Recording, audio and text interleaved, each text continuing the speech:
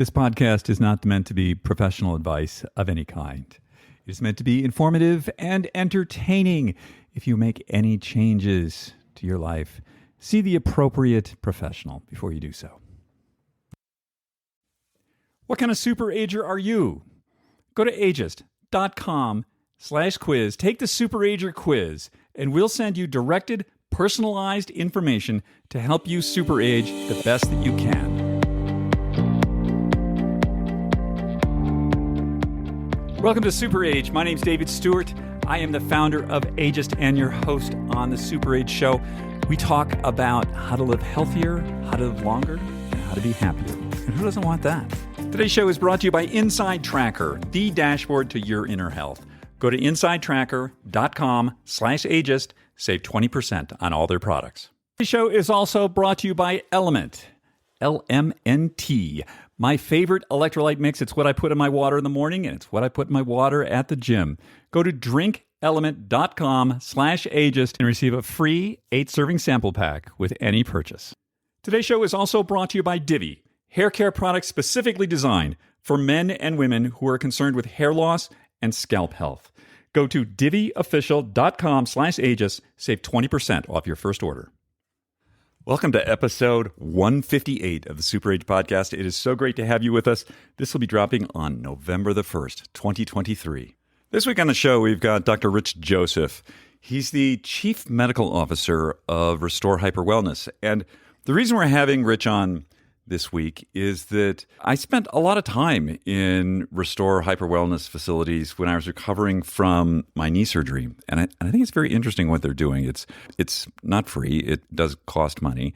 But there's a number of modalities there that one can take advantage of without having to have them in your house, which gets really expensive. Things like HBOT tanks and cryotherapy and red light rooms and infrared sauna and things like this. And I think it's a very interesting thing that's going on there, that essentially they're democratizing a lot of these modalities. And I wanted to have Rich on just to speak about his thoughts on that, his thoughts on effectiveness, protocols, the things they're doing there. And I know he's also doing a number of really interesting health initiatives in Boston with a very different kind of community. So we're going to get with Dr. Rich Joseph in just a quick moment. Little update here on what's going on. Last week, I was in Los Angeles where I attended a couple of dinners, did a couple of presentations, met some of the team, and it was really awesome. I lived in Los Angeles for a number of years. There's definitely some issues in Los Angeles. The traffic is just beyond dysfunctional. It makes me completely insane. But besides that, I just want to say, I was at these dinners and meeting people, and they were so switched on, and they were all engaged in doing projects and making impact in the world and feeling their agency out there and helping other people and building things and creating things. And I thought, oh my God, these are my people. I feel so inspired. I was so switched on. And then I came back here and I thought, this is a bit of a problem, that here I am in this lovely place. And oh my God, I'm so lucky to be here. But as I may have mentioned in the past, and I'm going to sound like I'm a terrible person here, but oh well. There's a distinct lack of civilization here. And Park City is beautiful, but it's essentially a retirement community. People don't come here to get stuff done. They come here because it's really beautiful and they can ski and they can play golf and they can ride their bike and maybe they got kids and the schools are good and all that. And that's great. Awesome. I want to make impact in the world, and I need to be around people to help me do that so that we can inspire each other and collaborate, and that is really difficult here. Those kinds of people are the kind of people I was with in Los Angeles, and we've been talking, my wife and I, for a little bit about this, but now we're really going to do it. So we're renting an apartment in New York the 1st of December, where we will spend, we're guessing, about half of the year. How that intersects with my ski racing program and my life here in the mountains is, I'm not quite sure. We're going to figure that out. I think that there's sort of a delusion that a number of us, including me, bought into during the pandemic, which was we could just live remotely wherever, and you've got Zoom and you got digital and everything's great. And yeah, sort of. But the thing is, I, for myself, need to be around other people like this that I can, in person, sort of bounce off ideas and they can inspire me and I can inspire them and we can work together. And those people aren't here. I mean, there's a couple. I got a couple really good friends here, and truth of the matter is they spend a lot of time on airplanes. If you know anything about me, airplanes are not one of my favorite things to spend time on. So this is I'm just sort of figuring this out. And I think some of where this is coming from is I'm turning 65 this month. I have a Medicare card. Woohoo! And that's going to be a whole podcast, the adventure of Medicare ABCD and the donut hole and all that sort of nonsense. But sort of figured that out. So at 65, a lot of people are rightfully retiring. I'm not. I'm very engaged. I have a lot of ambitions for Ageist, for Super Age. We're about to launch this super cool thing I'm really excited about, which is essentially a television show without being on television. I'm really excited about that. We've just launched our quiz. If any of you haven't taken the quiz, please do. Ageist.com/quiz. Find out what kind of super ager you are. So we got all this stuff going on. And I really want to be around game on people. And it's hard here. It's hard to find those kind of people. They have different, maybe they were that at a different stage in their lives, but they're not there now. And that's fine.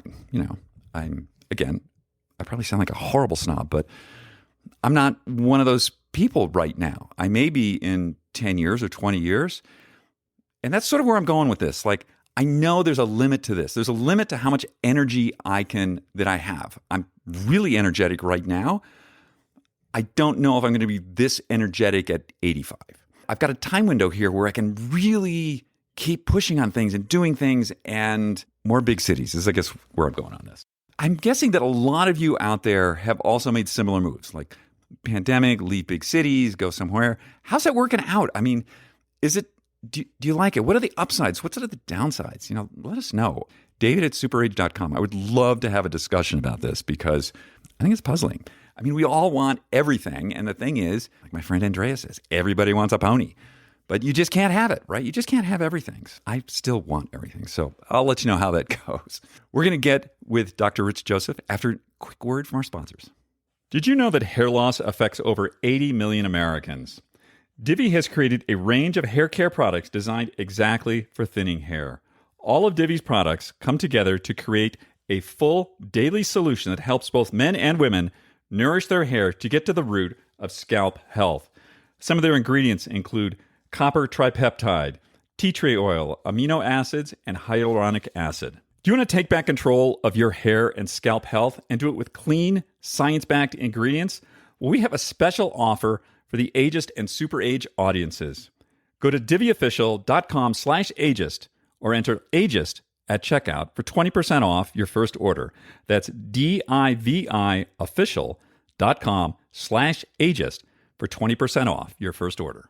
Today's show is also brought to you by Inside Tracker, the dashboard to your inner health. I'm a big believer in getting blood tests taken because it's simply the only way to get in-depth data about your metabolic factors, your hormones, and the things that inform your immediate and long-term health. There are also excellent DNA tests that can further inform you about your immediate and long-term health. The problem is the most blood tests out there is you get a lot of information back and you get a lot of numbers, and they're not really going to tell you what to do about it. In addition, they can be very confusing, what all the factors are, what they mean. Inside Tracker has a dashboard and a platform that simplifies all of that. I get food first, supplements second recommendations about how to optimize my inner health. For instance, I just got my test back and I saw that my calcium levels were a little low, which were surprising to me. But I have suggestions now about how to correct that. And I would not have known that had I not done an Inside Tracker blood test. Go to insidetracker.com/ageist. Save 20% on all their products today. Hey guys, a quick reminder. After the conversation that I'm about to have with Dr. Rich Joseph, we're going to do Just Try This, that little tidbit that's going to make your life a little happier, hopefully, and a little more joyful and a little easier. So stay tuned for that after my conversation with Rich, and we're going to give Rich a call right now. Dr. Rich Joseph, it is a pleasure to have you on the show. Thank you for your time today. It's a pleasure to be here. Thanks for hosting me, David. Absolutely. I'm a huge fan of your work. The reason I'm having you on is because I am a fan and I'm a longtime customer of one of your businesses. And I thought, well, let's have the guy on here who designed this thing. But I'm not going to take credit for designing it, but I think, I'm so excited that you're a Restore member, and I know that it's you've benefited from the services. Tell us a little bit about your background, Rich. Where to start? So I guess probably the easiest way to think about me is that I am a doctor. I'm a trained internist, and that's sort of my trade, and everything that I do sort of branches off of that training. I have my own clinic where I work with a small number of individuals. My sort of biggest day job is as the chief medical officer for Restore Hyper Wellness, which is we'll talk more about Restore, but it's a large franchise system over about 240 locations now. It's helping to democratize a lot of these new wellness modalities. And then I'm the proud sort of founding director of a local nonprofit based here in Boston that does collective impact health equity projects in some of Boston's more underserved and under-resourced neighborhoods. All of those things have been made possible by the fact that I'm a physician, and so I'm really grateful for the training that I've had. Wonderful. I haven't mentioned Restore in the past, but when I talk to people about places I've gone, so I'm in a sort of a privileged position in that I have access to a lot of awesome docs, and I had knee surgery back the end of August, and one of my docs, Dr. Scott Scherer, who does high-level athletes recovery. Love Scott Scherer. Scott's brilliant. A great guy. Scott's a great guy. Yeah. And Scott told me hyperbaric oxygen therapy to recover from surgery, and because I'm not a super rich guy and I don't have an HBOT tank in my place, although I know people who do, I went to Restore Hyper Wellness. And one of the things that I really like about Restore is you use the word democratizing wellness, democratizing these modalities that, like, I don't have to own an HBOT tank. I don't have to, I guess people own cryotherapy tanks. It seems like a little nuts, but maybe some people do. I think a lot more people have cold plunges these days. Or cold plunges, for sure. Right? But these facilities all around where I can just go there and I don't have to own all this stuff. I can just go in, which I think is like super cool. I think that's one of the biggest values is putting these different therapies under one roof for people. And just to be clear, Restore has cryotherapy, which is a form of cold therapy. We have heat therapy in the form of sauna, compression therapy, IV therapy, photobiomodulation or red light therapy, and then hyperbaric oxygen, which you mentioned. And again, with about 240 locations now across the country, I mean, I think we're not everywhere, but we're getting closer to most people. And so the ability for people to access our studios and do all these things in one place, I think, is a real benefit. And I don't want to turn this into too much of a commercial for Restore, but that's what's going to end up happening here because I think it's great. That's okay. It's a worthy commercial. Yeah. I know 3 people off the top of my head who are sort of like in my age groups. I'm 64, who have osteoarthritis, and they go to cryo. And you mentioned cold therapy. Sort of 2 kinds. There's the cold water version, and then there's cryo, which is a tank, and your tanks are regular air, so it's full body, and it's like minus 220, I think, and you do it for about 3 minutes. And they have found tremendous relief. Like they're not taking ibuprofen anymore. They just do cryo once or twice a week. My recollection is cryo was developed for that, right? Am I wrong on that? Yeah, cryo does have its origins as a form of pain therapy for sure. And we all, I think, understand. I mean, from when you were younger, even when you got hurt, someone say, "Hey, put an ice pack on it," right, or something like that. And so cold certainly has this anti-inflammatory benefit for people and for our bodies. And so the opportunity then to give it to sort of as a full body therapy, I think, is what makes it novel. And as you mentioned, cold water therapy is sort of similar, right? Its effect on helping to, release a bunch of chemicals that help with anti-inflammation. And many folks who come to benefit from cryotherapy, like you mentioned, are folks who have chronic pain, often, autoimmune conditions, osteoarthritis, things like that. So rather than being on either chronic pain therapy or anti-inflammatory or something like that, this ends up being a replacement for, or at least a complement to some of the other therapies that they have to take daily. Anecdotally, the people that I know with osteoarthritis, they feel more relief from the cryo than from cold plunge. Do you have any thoughts on that? I don't know why that is. I don't know why that is either. I mean, I think that Unfortunately, most of the data to date around cold therapy has been done with cold water immersion. Because cryotherapy is a bit newer, cold water immersion's been around for a long time. It's a little bit more controllable in sort of research conditions. However, if you think about mechanistically, they're probably quite similar in terms of their effects on the body. So I'm not entirely sure why that would be, but in my local restore studio here, I see tons of people coming in for cryotherapy who have pain, right? And that's what they're dealing with Mm. day to day. And this has been a mainstay of their routine. Mm. I've done both quite a bit, and I find that the sort of brain effects from the cold water are stronger. Like when I get out of Yeah. running cold water, like 35 degrees for I don't know Yeah. 2 minutes or so, I get out, Yeah. my brain is just lit up. Totally. It's amazing. Yeah. Totally. And I think that, cold therapy and heat therapy and even hyperbaric therapy at Restore, they sort of leverage this concept of hormesis, which is something I think we should talk about. Mm.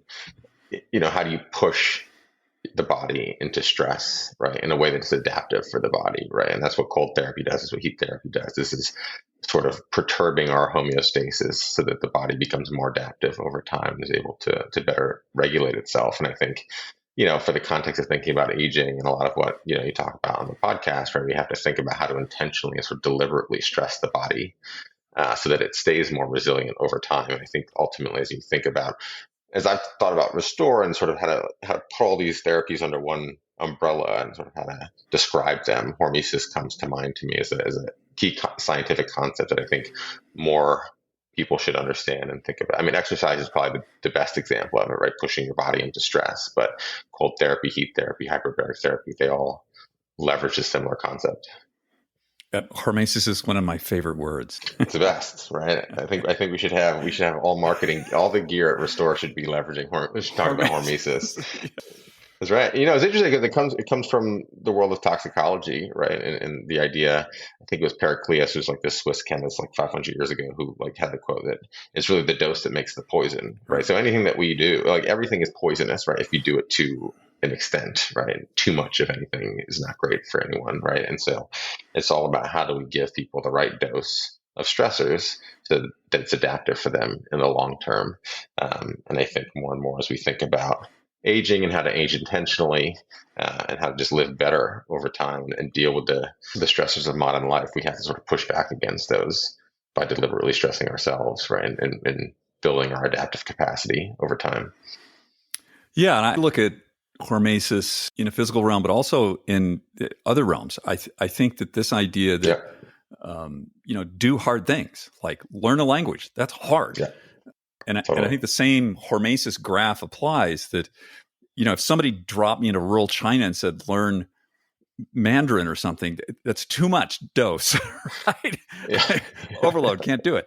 But if I'm, overload, but over 3 years, I can probably learn a language or learn something. But I think getting used to this idea of doing hard things and uncomfortable things. And it's one of the things that we talk a lot about at Aegis, that total comfort leads to total decay. And we're sort of conditioned to this idea I love that.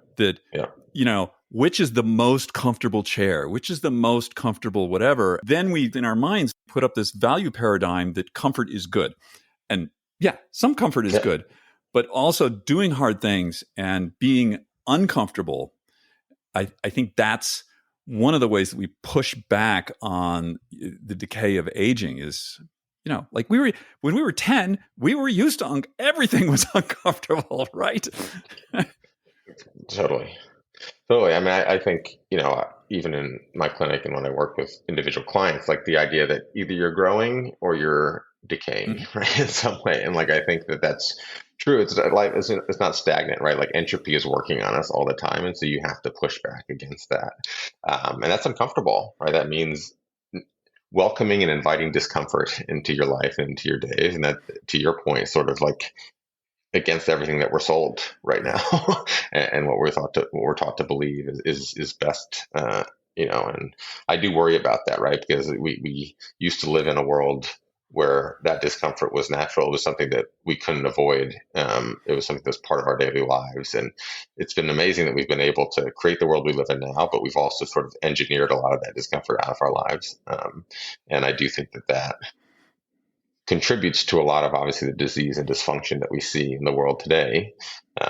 And I think with sort of interest in anti-aging and longevity, you see the pendulum sort of shift back a little bit, people trying to counter that, which I think is encouraging. And I think that, again, it's not just a physical thing. I think it's emotionally how much people avoid emotional uncomfortability. And that can lead, if you're in a relationship, to decay. Totally. Yeah, I think that's so essential. I mean, I'm glad you mentioned the emotional. And for me, it's also, the emotional, the spiritual, the mental realm. I think it's very easy to think when we're talking about health and longevity, it's really, people often gravitate towards the physical realm. And I think things like exercise and like the importance of discomfort with that are tangible for people. But how do you build more deliberate discomfort into these other realms of life, I think is an important thing to think about and to actually take some time to structure so that you can put that into more of your routine. Otherwise, you're right. Like you don't touch those parts of your life. And a lot of the maybe the behaviors and thought patterns that you once had that were adaptive for you can become maladaptive over time based off of, your phase of life and the circumstances of your life. And because we're always changing, right? And we have to adapt accordingly. Yeah. That's right. I have a couple of questions about some of the modalities, if that's all right. Please. Tell me, yeah. Dr. Scott, like he had me when I was in HMOT tanks that I've been in. I've actually been in a lot of different ones. So I've been in sort of the medical ones that are like, three atmospheres, full oxygen. That's like a serious medical thing. And then there's the 1.3 atmospheres. And then there are two kinds. There's the sort of tube variety. And then there's my favorite kind that's more triangular and I can sit in it. Oh, interesting. I haven't experienced they're great, that one man. yet. So there's like, it's sort of a triangular thing and they put a little chair in there and you have an oxygen condenser that you're breathing. But because there's a chair, I can have my laptop. And there's something about the pressure plus the oxygen. Boy, does my brain work well in there. It's totally really good. He suggested to me that we stack modalities. So there was sort of like a red light wrap thing that I put around my knee while I was in there. Red light is something that's a bit of a mystery to me. When I've been in Restore, there are large panels and you stand between them. Yeah. What's going on there? That's right.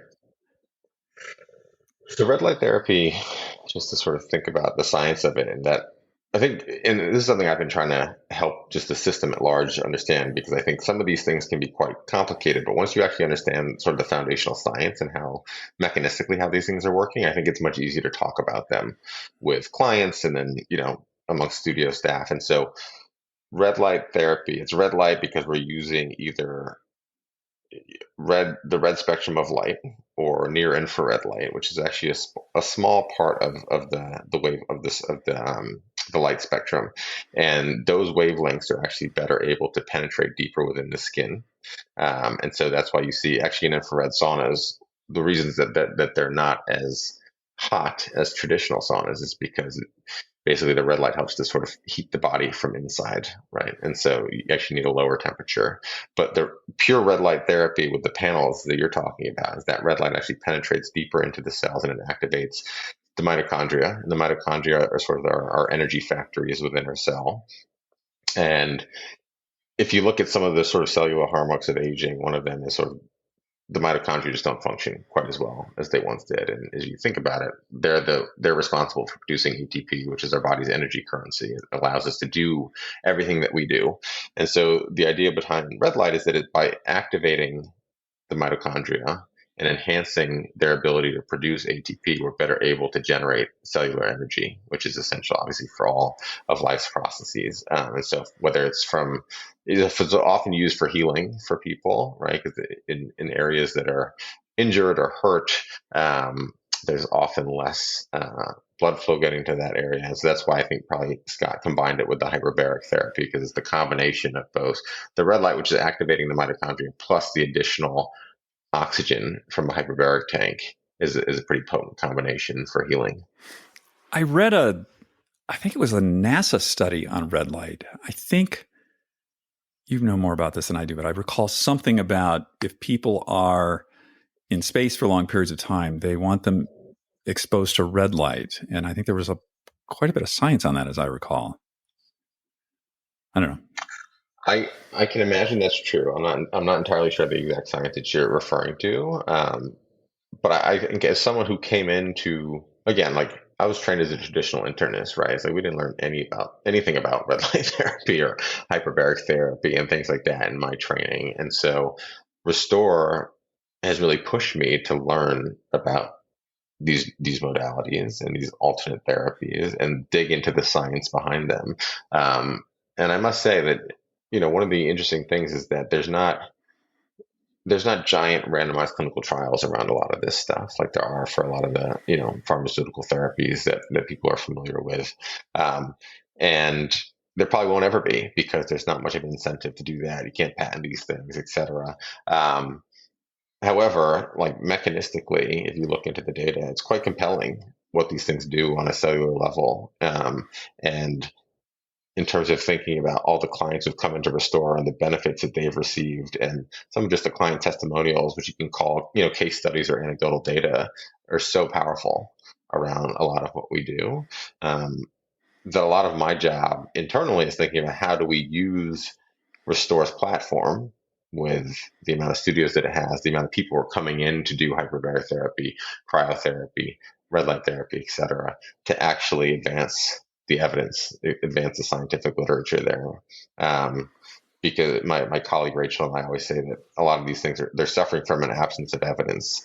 It's not that these things don't work. It's just that there's not much scientific literature out there looking at their effects in humans in large populations. And so that's something that we're hoping to help advance with Restore's platform.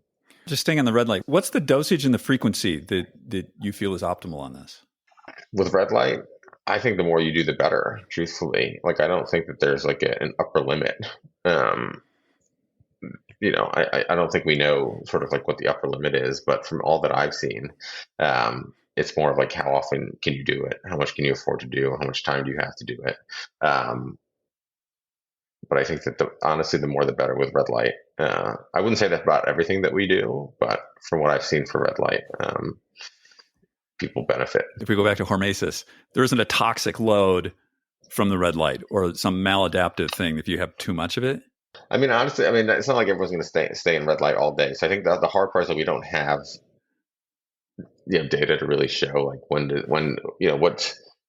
you get to a point of diminishing returns? I haven't seen much in terms of actual I don't have safety considerations about it, right? Like I don't say, hey, like, this is a toxic dose if you stay in it for, longer than 30 minutes or something like that. So I think for folks that we're working with at Restore and who come in, obviously, they're coming in at some frequency during the week. And so the more they can do it, the better, often because it's not something they're being exposed to outside of Restore, right? And so I think the hard part for me, and as we think about our protocols, honestly, going forward, and it gets back to this absence of evidence piece, is that there's really not good evidence around sort of what's the upper dose, right? But I think, I feel very good about everything that we're doing from a safety consideration standpoint, right? And now it's about how do we refine the science based off of the number of people who are coming in to use these things to actually do a better job of saying, hey, we have better data around this now, and we recommend X and X, this much time each time you come in or something like that. Let's take that to the cryo tank. So my recollection is I think it's like minus 220, and I think it's 3 minutes. Are you seeing, if you do it like every day or something, do you sort of build up? Are you not getting the shock effect? Do you get too used to it? What are you seeing there? Yeah, I think that definitely happens for folks. And it's the same thing, I've talked to folks who do a bunch of cold water immersion. Your body gets used to it, right, over time. Right? Even for me, and I'm someone who hates cold, to be clear, like I'm a baby with the cold. But if I've taken cold showers for a while, it's like it just gets easier to do. And that's your body adapting to it, right? And so a lot of folks who come in like often ask, hey, can I do it for longer? Or can I stay in for a little bit longer? Can I get a little bit colder, et cetera? And unfortunately, we have to say no to a lot of that because there are risks with cryo, right? Like, you can get frostbite, you can get burned. And so as opposed to red light where I feel a lot. Yeah, there's less sort of safety consideration around that. But cryo for sure, people can get injured, right, staying in there for too long, and so. Um, but I know that it makes people feel good, right? And it's part of their routine. So we want to encourage it, but we don't want anyone to do anything that's not safe. I just want to touch on the frequency on that. So, Yeah. what's the space between people going in so they don't become habituated to it? Like every 3 days, once a week. What are you seeing? Yeah, I think it's I hate to like say this, but I think it's about you have to experiment and know yourself, right? I don't know if there's like clear data on it. I mean, how long do people habituate to does it take people to habituate to cold therapy, right? Everyone's different. Everyone's bodies are different. Um, I think that with anything that you do in life that's a stressor, right? You want to get to a point where either you're able to up the ante in a safe way, right? Or you're doing it with a certain frequency such that you're still getting those adaptive benefits, right, over time. And so for people who love cryo, great. But at some point, you might want to take a pause from cryo and try something else, and then come back to it, right? So that you can keep letting your body adapt over time. And so I do think it's like very subjective and different person to person. And again, as someone who hates cold therapy and loves heat therapy, like I can sit in a sauna all day, like I cannot sit in a cryo chamber all day. And so for me, like that's where I have to put, when I have to deliberately say, hey, when I'm going to restore, I'm going to do cryo because I don't like it, right? And I think ultimately like that's how we should think about sort of this idea of hormesis and causing adaptive stress for ourselves. It's like when you go in, ask yourself like, oh, what's the thing like I really don't want that much, and like maybe that's your body telling you this is the thing that you might actually need, right? And so that's sort of how I do it for myself. But I think there's been interesting, cold therapy I think can have very useful benefits for people, especially if they're, doing either competitive athletes or doing, obviously we talked about pain, but for performance purposes, right? So if people have multiple competitions during a day, stuff like that, if you want to get like a pretty immediate anti-inflammatory benefit, I think it's really beneficial. And so I think it's about, you have to know what you're using it for, right? Are you using it for, you know, this idea of hormesis with the idea that you're going to become more cold adaptive over time? Or is it more, hey, I have this acute thing that I'm trying to deal with, whether it's pain, whether it's I'm trying to recover immediately for a competition that's going to happen later that day, et cetera. And so I think it's about being sort of mindful and intentional about the way you use the therapies as well. I'll tell you some more anecdotal information from my friends. So my osteoarthritis friends, they tell me like once a week or so is good. And what's interesting, Yep. the effect doesn't happen immediately. It's about 2 days later is when all the pain goes away, and then they're good for like another week, and then it starts to sort of fade, and then they go back. Yeah, totally. And I think to your point, like you have to. I mean, we talked a little bit about frequency, and I can't really give like a best frequency for all people, but I think one common thing here is that you have to keep doing these things over time. So it's sort of like exercise, right? Like you can't just do it once and expect that it's going to make the big change for you. And so these need to be part of a habit. They need to be part of routine for people with some regular frequency, we'll say. I mean, you did HBOT, right? Like, most of the HBOT data shows that until it's about, at least 20 sessions, but more likely 40 to 60 sessions, that people are going to really see a benefit from HBOT. And so, they require an investment obviously of time and money, but also of just sort of the willingness to do something over and over again, which is, it's an ask for people. But I think once they start to feel the benefit, it becomes self-reinforcing. I think Scott was telling me about HBOT, especially with traumatic brain injury, a lot of sessions. Lots of sessions. Yeah, most of the protocols are up to about like 60 sessions. And it's pretty intensive. Sometimes people are doing it twice a day, at least once a day. But I mean, that's, and they're like 90-minute sessions, right? So that's a big investment. Yeah. It is, but people have tremendous benefits, right? And I think that, in a lot of ways, I think a lot of people are rightfully frustrated with the approach of sort of traditional medicine. And, traditional medicine, this is coming from obviously someone who's trained in evidence-based medicine, is wonderful for a lot of things, right? But there are a lot of other issues that people have, whether they're in, autoimmune conditions or, call it brain fog or even TBI or things like that, that just are not comprehensively treated with sort of within our traditional medical paradigm. And I think that's where a lot of these, call them interventional wellness therapies, some of what Restore does fit, either as standalones or as a, add-on sort of integrated approach for someone. And I think that that's tremendously powerful. Another woman who has a child who has horrendous ADHD, and they tried all kinds of things, and the only thing that worked was HBOT. Yeah. Nobody knows why, but it does. Yeah.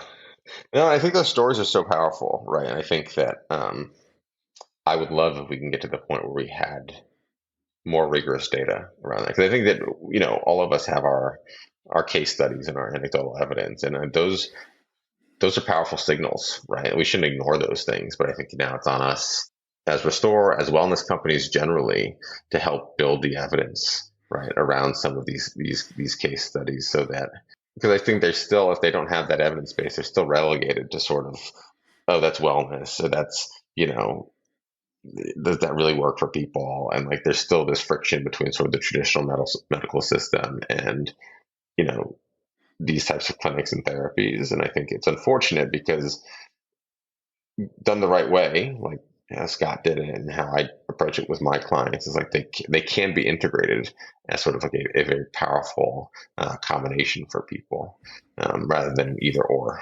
You alluded to early on in our conversation about, trying to understand some of this better. And if you have, what did you say, 250 of these? About 240. That's a big number. I think it last check. Yeah. And a lot of people in each one of them. So that's a lot of people going through. Are you able to accumulate data on that in some way? Yeah, we are working on it for sure. And it's something that is top of mind for me. My colleague, Rachel Pajenik, she's a PhD, and I brought her in early when I started at Restore. And that was part of the deal for me. I said, hey, like, love what you're doing. I already use some of this stuff with my own clients. It fits in sort of my philosophy and approach to care. But I think it's incumbent upon these companies, not just Restore, but companies in the wellness space generally, to help advance the evidence in a thoughtful way around what they're doing and capture data.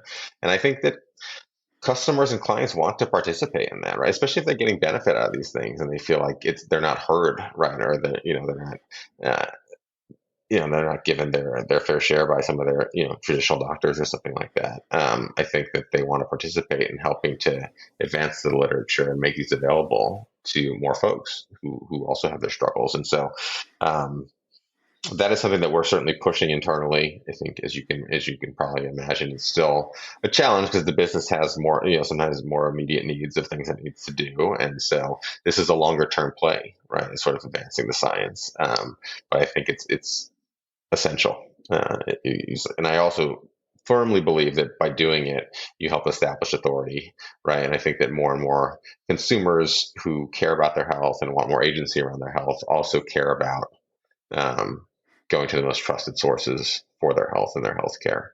I'm trying to fight the good fight and advance the science for sure. I think that that's one of the issues I have with this sort of whole sector is that you can say anything. You just make it up. Yeah. And just say whatever. And I think that having, I can imagine having with a company like Restore, there's a lot of privacy issues. There's how do you actually collect data on this? What's the before? What's the after? Figuring this stuff out. It's not like you're doing a huge science, controlled science experiment. It's harder, but right. I think that as I'm on board with what you're saying, like increase the credibility. It's one of the things that I find is very difficult within the whole wellness sector is this idea of credibility. And there's been a lot of sort of big name people out there who've said a lot of goofy stuff that's really injured the credibility of the whole area. Totally. And it's really frustrating for me. I mean, obviously, my whole background is like having walking this fine line sort of between the traditional medical system and the wellness industry. I mean, I was a personal trainer for a long time, and that sort of was my first foray into health and wellness. And then only after did I become a doctor. And so I've always sort of like naturally been part, like, trying to walk this middle ground and help bridge the gap between these two sides.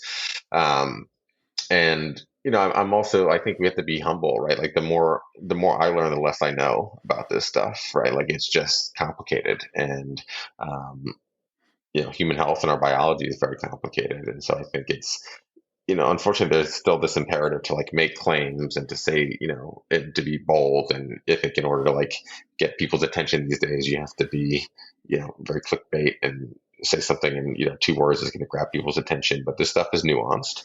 And we hope, and I hope that people who really take their health seriously also have the responsibility of helping to advance the data and dig into the data, right? Like I think if you want to own your health, right, and you want to turn toward the wellness industry to help you do that, then it's your responsibility as a consumer to also understand the data and not just take it as gospel. And I just like need to be honest with that, with people about that. And I think, all credit to Restore for allowing me to sort of be myself and maintain that mission, even within the company.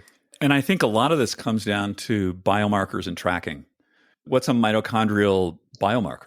Maybe there's one out there. I don't know what it is. How would you and how do you track? Yeah, I think it's hard. I think that to your point, like um, there aren't that many things you can track with some of what is being done out there, right? I think that you can track, and one of the things we are looking to do is to add more. I mean, I think just client reported outcomes are powerful, right? Do you feel better? I mean, Yeah. I think that alone is it. Like just because again, like I don't know why you feel better, and I might not even particularly care from a scientific lens, like why you feel better, but you feel better, and that's great. And so, I think that alone is publishable, right? But as we think about understanding from sort of like a biochemical perspective, it is challenging. To your point, I think that we could do more with blood markers for sure, or even things like dry blood spot testing and things that have become available now. I mean, there's a lot of ways to look under the hood for someone, and then there are also all the wearable data out there now too, and thinking about even things like HRV and Mm-hmm. sleep and things like that, which we know are correlated to people's health outcomes, right? And how do we look at our services and the people who are wearing some of those those devices and even do correlations, right? Like we're not going to have giant randomized controlled trials around what we do, like the pharma industry needs in order to release a drug. But that's okay. That's okay. I think we have to acknowledge the limitations to the types of research we can do, but that's not a reason that we shouldn't do it. Yeah. Are there other technologies, modalities out there that you're seeing that you feel should be democratized, that more people should have access to, that maybe we don't know about?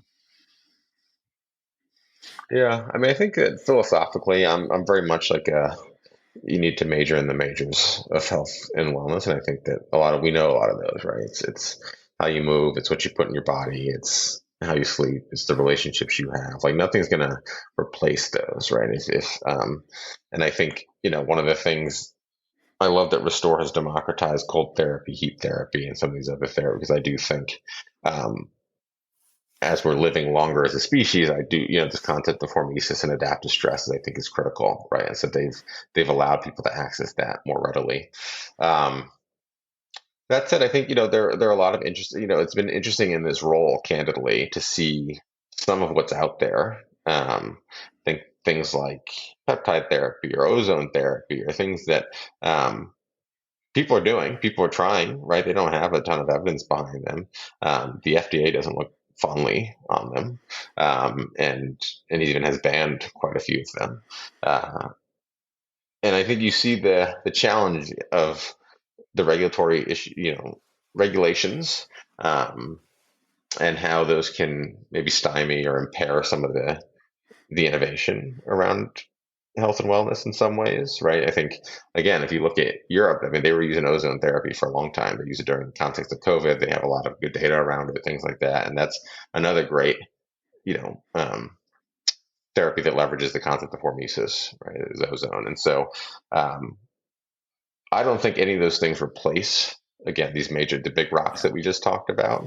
But I think that they're interesting add-ons, and I think that they can be very helpful for certain people who aren't getting comprehensive treatment around conditions that they have, and or feel like they just need to try something different, and like nothing else that they've done is working, right? And I think it's often sad that there's not an incentive to study those things, and there's no sort of safer spaces in which to try them. I hope Restore can become one of those places, but I think it's hard.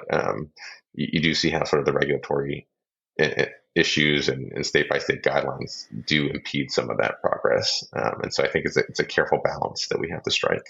I like what you said, major in the majors. And you got to major in the majors. I think I struggle because it's like, again, like I love everything that Restore is doing, but I think that, still, if you look at the blue zones, right? I don't know if you've seen Dan Buettner's work, but it's like, that's those they're doing the majors, right? Yeah. And I think unfortunately, like anti-aging and longevity has become quite like commercialized, and therefore it's become like, something that we have to sell to people. And when you have to sell things to people when it's sort of under like the rules of capitalism, then perverse incentives also become a part of the equation, I think, in some ways. And so I think, all credit to Restore for, even with a lot of the work that I've done and thinking about how we tackle weight management and other issues for clients at Restore, still being very focused on how we talk to clients about the majors, and making sure people understand that a lot of what we're doing at Restore are adjuncts for people and not a replacement for a healthier lifestyle. Yeah. For us here, we talk about sleep, we talk about nutrition, how you're moving, how you're dealing with your stress load, and what's your sense of purpose and community. Like, Totally. Get that stuff lined up, and then we can talk about the exotics. But until you got that lined up. I know, and it's hard, and I get it. People are very interested in the exotics. And I think there's a lot of interesting stuff out there in the exotics, truthfully. And I think it's been interesting, as we age, right? Like our growth hormone levels decrease, certainly our testosterone, those guys' levels decrease. So I think there's a role for all this stuff. I think there's a role for hormone replacement. I think there's a role for a lot of what's out there right now. But I also think a lot of those things are exacerbated by the lifestyle that we live. And so I think that before we turn to sort of the exotic treatments and the replacements, I do think if people can get some of those big rocks in their lifestyle in place, it's more empowering for them. Ultimately, they feel more agency around their health, which ultimately is sort of my mission, is to give them that agency. I think I had Scott on the podcast once, and he was saying, huge fan of HBOT, but he's like, I don't put anybody in the tank until they're optimized. Like, they got to get all this other stuff figured out, and then we'll talk about the tank. Yeah. Totally. Yeah. I've always, yes, he told the same thing to me, and I always appreciated that. I felt like we connected philosophically because of that. And I really do appreciate that. Unfortunately, it's not as sexy and it doesn't sell quite as well, but it is what people need to do. Yeah. Talk to me about this other work that you're doing, the health equity work. What does that look like? Yeah, it's very separate from a lot of the clinical work and the work that I do at Restore. But I trained here in Boston. My training was at one of the large academic centers here, and I don't know. I know you're familiar with Boston, but for listeners, Boston is really the medical mecca of our country in a lot of ways. And like, you think about all the institutions, the hospitals, the biosciences that are here, and it's a very interesting dynamic where it's such a small geography, and in basically not even a mile distance, there's a drop in about 30-year life expectancy. So if you look at Back Bay, Boston, average life expectancy is in the mid-90s. If you look at Roxbury, which is right down the street, it's like the mid-60s in terms of life expectancy. And that is just very glaring. And I think if you're here training in one of the giant hospitals, you can't help but notice that in a lot of ways. And for me, I was very struck by that. And I spent a lot of time in the community when I was in residency here in Boston. And, one of the things that I realized spending time in areas like Roxbury and Dorchester was that there are amazing people, amazing programs, amazing resources, even in those communities. We call them under-resourced, but they're not really. They have a lot of the health disparities are a legacy of systemic racism and policies that have been enacted over time, truthfully. And so a lot of the work that I did was what I realized by spending time in the community was that all these resources existed and they weren't really connected in a lot of efficient ways. There's a lot of duplication of effort. There was some, call it territorialness amongst different nonprofits and different programs.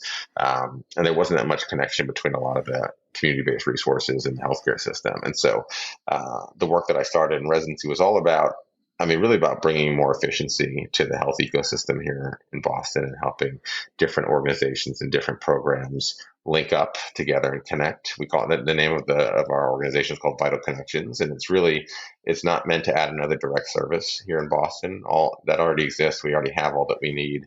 It's more, how do we bring efficiencies to those resources and help them allocate in better ways, and then how do we make sure that any sort of larger, more collective action projects that take place in the community with all of our network and partners are first built in community, and only then will we bring them to sort of the city or to the large healthcare systems to say, hey, help sustain this work going forward. And so it really is about connecting the pieces both on the community level and then across sectors to make the work sustainable. So that was a big, I spent my first 3 years out of residency building that. We have an amazing executive director now.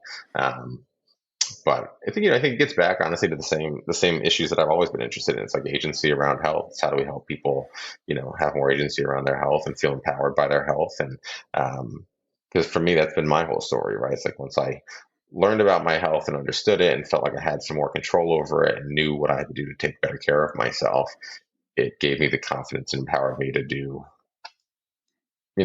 everything that I've done in my life to date, and it's been a big source of confidence for me. And so I want to help give that back to others who and we all need it, right? The folks at Restore, who come to Restore, need it. The folks who I work with in my practice need it. The folks who I work with in Dorchester and Roxbury need it. We all have our own issues that we're struggling with, but we want to definitely level the playing field so we all have the same opportunity ultimately. Belief in agency. Yes. It's something that we come up against a lot here. Some people in the world that I deal with feel that aging is a grim reality to be accepted, and other people feel that they have agency over that trajectory. And I love what you're doing with Aegis. I think that don't want to throw the questions back on you, but how you look at this sort of this idea of like anti-aging, right? Because for me, my perspective is that aging is beautiful in a lot of ways. I think that if you look at other cultures, they really celebrate people who are older. They celebrate aged elders, and there's so much wisdom to learn from those folks. And also, I think as I go about my life, I'm still pretty young, but I think as I get older, I learn to live better, right? And so like you get better at this art of living, and that really only comes with wisdom and time, right? So it's something to be celebrated. So it's been interesting for me thinking about like this anti-aging movement, because I also think age and sort of the finitude of life is what makes it meaningful in some ways for people, or at least like helps people find the meaning in their life. And so I'm curious how like you think about that. This is a really complicated question. So sorry, it's just dumped a lot on it. We have a lot of different things here. So there's accumulated wisdom, which is great. Yeah. Younger people like to speak, older people like to listen. Sort of learning that, being able to have a fairly highly developed, emotional intelligence and just a knowledge base. This is great. Totally. Yeah. Getting sick and dying, less great. Yeah. So, of course. I think that there's something to be said about I like the word you use, finitude. Yes. Time is getting short. Therefore we focus. People tend to focus. They tend to cut down the things that are not serving them well. Is the ones who do this well. That's what they do. But on the other hand, I think that preserving life and preserving this knowledge base, preserving wisdom, I'm a big fan of that. Yeah. I'm not one of those people that think like, well, God designed me to die at whatever, 75, therefore that's the right answer. No. I think that this is tremendously exciting, Rich. There's certain developmental stages that people go through. But what is the developmental stage between 90 and 110? I don't know. What's that going to look like if we have a large population of people that are between 100 and 110? They're healthy and they're dynamic and they're able to transmit that wisdom to mentor the people younger. That's never happened. I think that's super exciting. I'm very excited. I also think there's the great hazards in a gerontocracy. I don't think that's a good thing at all. We see that in our congressional leaders, what happens there. That's not so great. So we need to be careful of that so as to allow opportunity for younger people to move up. We don't want to clog that up with a bunch of old people. I mean, I'm an old person. I can say this. But I You're not an old person. Well, you look great. Thank you. I'm an older person. But I think that these things that we're looking at right now, Rich, the sort of stuff that we know is happening out there. And I think that the possibility and increasingly the probability of people living, not forever, but significantly longer is super exciting. Never happened before in the human species. It's going to be tremendously disruptive for a lot of things. There's going to be huge, to the sort of, health equality initiatives that you're looking at. There are going to be huge disparities here. How do we deal with that? Yeah. What are the economic implications of this? The social implications? That stuff I think is super exciting to me and also problematic. I think that your question about anti-aging generally goes to aesthetics. I take Botox. My dermatologist zaps stuff off my face. Mm-hmm. Look at my teeth. They're great, right? Invisalign last year at 64. They're amazing. They really are amazing. Thank you. I like to have my external appearance harmonized with the way I feel about myself. So I feel a certain age and I would like to have these two things match up. That's my feeling on it. That makes a ton of sense. I mean, I think that we've certainly realized that our biological age and our chronological age are different, and they can be different, and we can sort of create a wide gap between those two, right? And I think, people often ask me, even at Restore, how to sort of the aesthetic side of our business fit with sort of, your philosophy around this and how we're talking about it and our brand, et cetera. But I think to your same point, I mean, people want to look good. And then, looking good helps them feel good, right? It's it's a positive cycle, and I think that there's nothing wrong with that, honestly, at all. I think that my question more around the anti-aging was just that I think I worry about sort of a denialism of death in some ways, you know what I mean? Because I think that it's something even in my training, right? It's like death happens in hospitals. It's not something we've really isolated death and sort of cornered it off and put it behind a closed door in our society. And I think I do worry about that. I think it's an important thing to contemplate in a lot of ways. And I don't think we shouldn't change trying to improve our health and live as long as we can. But I think it can be both and. I think that anyone who's my age has, you certainly lost parents by this age. You've probably lost a lot of friends, people you know. I wouldn't say it's something that I think about every day, but it's something that I'm aware of in a way that I was not when I was 30. And I think that that what's the word you use? Finitism? Finitude. Finitude. Oh God, that's a new word for the day. That's a word, right? I don't know. It's a word now. I'm pretty sure. Yeah, now it is. I think that's it's a real motivating factor. What I tell people, Rich, is all this stuff that we do, this trying to stay healthy, it's not about putting numbers up on a scoreboard like how many years. It's how useful you can be. That's the point, right? Be helpful to other people. And the only way you can do that is you got to take care of yourself so somebody's not taking care of you and you can help other people. Yeah, it's so true. And I'm very encouraged by the enthusiasm that I see amongst people wanting to take better care of their health. I think, Restore has ridden that wave for sure. I think that a number of companies out there and just like the whole health and wellness ecosystem is benefiting a lot from sort of a collective consumer conscience around improving their health, taking a more proactive approach to their health. And I think that that's an amazing thing. And I'm excited to be a part of it, right? And help however I can. And so having sort of these multiple platforms for which I do it has been, it's been an awesome experience for me. I know you're a busy guy. Is there anything you want to leave my people with today?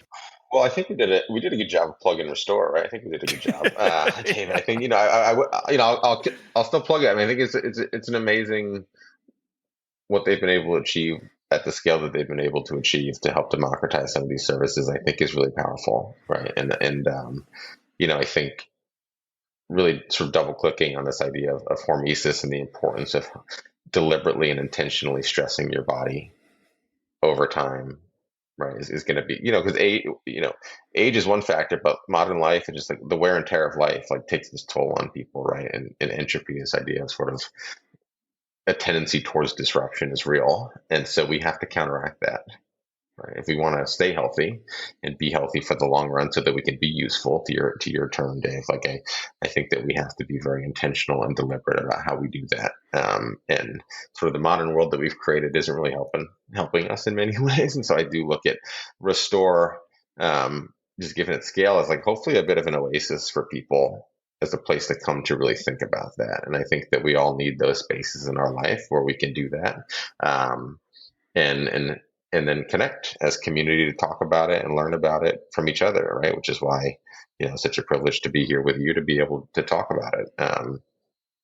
Yes, I think that's what I would say. It's like get into discomfort, right? Keep when it doesn't feel good, right? Keep pushing into that, and your body will adapt and thank you later.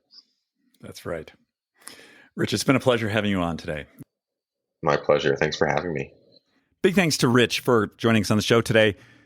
He's Chief Medical Officer for Restore Hyper Wellness. I have no affiliation with this company, but I just think it's interesting what they're doing, that they're putting all these different modalities out there. It's like a membership fee, and you can decide what level of membership you want. And they run specials fairly often. So it can become really affordable to use a lot of these things. This week on Ageist, we profiled my very dear friend, my brother from another mother, Chip Connolly, who started Modern Elder Academy. So you might want to check that out. And another reminder, if you haven't taken the Super Age quiz, do. I'm really curious how you guys turn out. Like, are you an owl? Are you a fox? Are you a dolphin? Where are you at? Go to ageist.com/quiz. Take the Super Age quiz. Find out what kind of Super Age you are. We're going to do Just Try This in just a quick moment after a word from our sponsor. Hydration is not just about pounding water. We have to have some electrolytes in there, specifically sodium, potassium, and magnesium. My favorite electrolyte mix, the one that I use every day, is Element, LMNT. One of the things that I learned last year was the importance of sodium. We may actually not be getting enough sodium. And I know there was a lot of sodium fear out there. And it's true, if you have hypertension or are pre-hypertensive, you do want to check with your doctor. But for most of us, having sodium actually helps us to absorb water. And in fact, drinking straight water without any minerals in it, we will be pulling the electrolytes out of our system. Go to drinkelement.com/ageist. That's drinklmnt.com/ageist.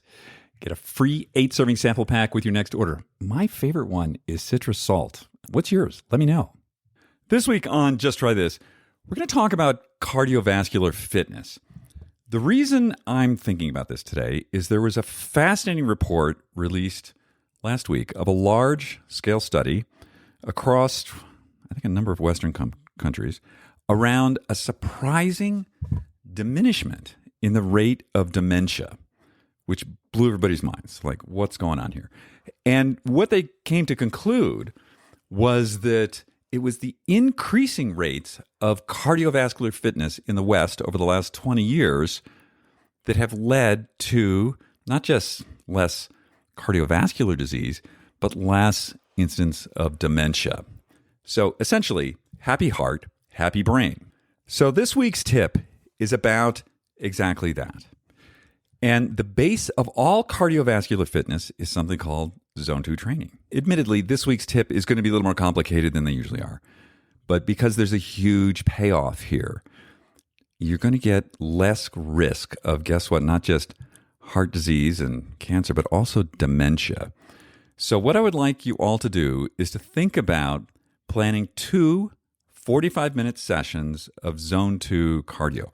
And everybody says, well, that's boring. I don't like that. It's the gym.